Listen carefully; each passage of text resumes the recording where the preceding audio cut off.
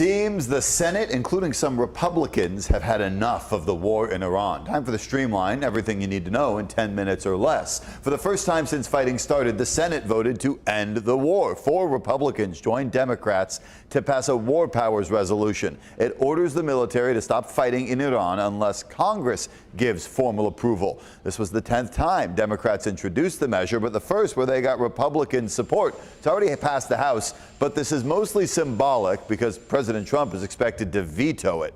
Meanwhile, negotiations with Iran continue. There is some confusion over nuclear agreements because Iran says it hasn't agreed yet to allow inspections at their facilities. Still, the president is praising the deal.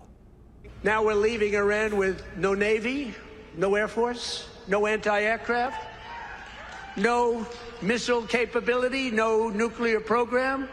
We're leaving them without any nuclear capacity, and they've agreed to that.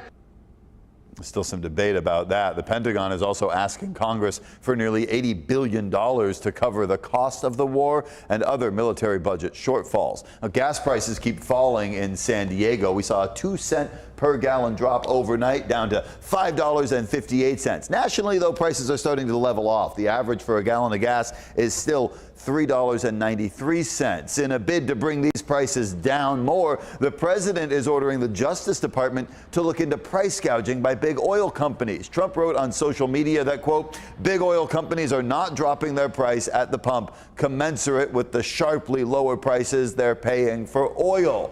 On the markets, the cost for a barrel of oil dropped to $75 Wednesday morning. That's down from its peak of $118 a barrel at the end of April. The largest housing affordability bill in decades is heading to President Donald Trump's desk, and he says he intends to sign it. It was an overwhelmingly rare bipartisan effort. The legislators encouraged developers to build more homes and local governments to reform zoning laws and lift permit restrictions. The bill also will limit large corporate investors from buying up single-family homes. If a group already owns at least 350 houses, it won't be able to buy any more.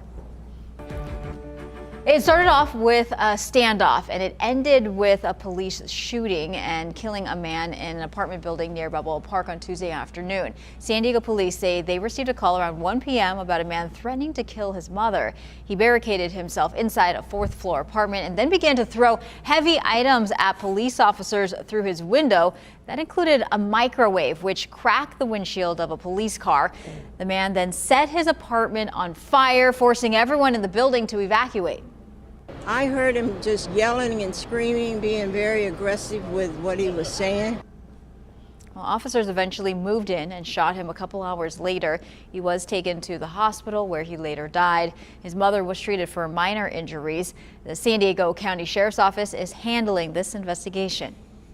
New video shows a dangerous rampage through Los Angeles. Police say a man carjacked that car and then ran over 8 people in Culver City.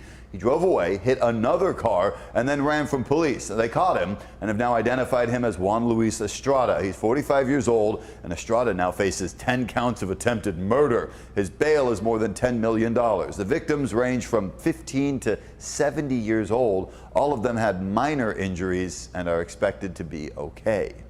Another city is putting strict rules on e-bikes. The San Diego City Council approved new regulations to ban kids under 12 from riding Class 1 or Class 2 e-bikes. Those are the fastest ones. The new rules also require helmets, and passengers are now only allowed if the bike has a permanent second seat. So San Diego becomes the 8th city in the county to adopt e-bike rules like this. All of this is a direct response to a steep rise in injuries. Rady Children's Hospital says e-bikes are the #1 reasons for visits to their ER last year, with 262 traumatic e-bike injuries in 2025. Advocates say the new rules mean families need to pay closer attention.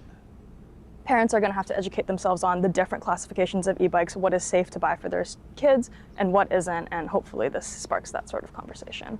Enforcement on this is going to start after a 60-day education period. Police will hand out $25 fines to rule breakers, but riders can get that fine dismissed if they take a free safety course within 120 days. San Diego Unified is cracking down on screen time in the classroom. The board unanimously approved changes that will begin in August for the upcoming school year.